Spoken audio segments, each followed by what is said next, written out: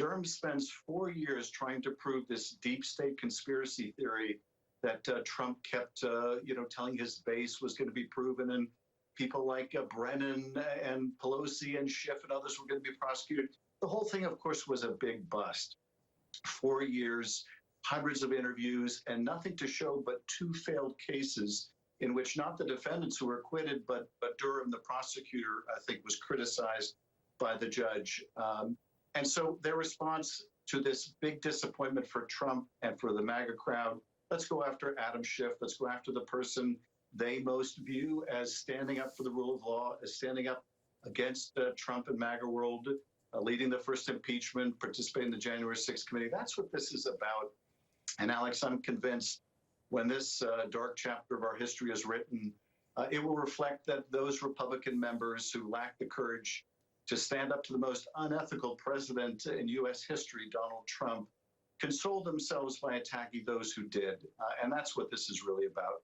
Are you surprised that Speaker McCarthy is invoking your name? I mean, he is not technically part of the MAGA wing of the party, although he certainly does help them find a home in the Republican conference. But he is the Speaker of the House and is supposed to be above some of this petty political mudslinging. Did his comments surprise you? You know, nothing he does really surprises me. This is the same guy that gave surveillance video to Tucker Carlson. He will do whatever Trump wants him to do, and I'm sure Trump glories in McCarthy and House Republicans going after me. This is all about satisfying his boss in Mar-a-Lago and satisfying the Fox-watching crowd that loves Donald Trump. So it doesn't surprise me. McCarthy's also made it clear he wants to do everything he can to stop me from being elected to the Senate, where he knows I would be even more effective in pushing back against these efforts to tear down the rule of law.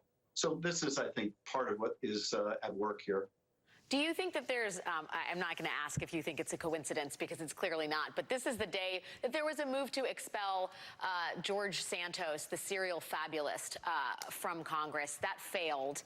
But do you think that this is a naked play to basically seek an eye for an eye, if you will? If George Santos is going to get kicked out, then so is Adam Schiff?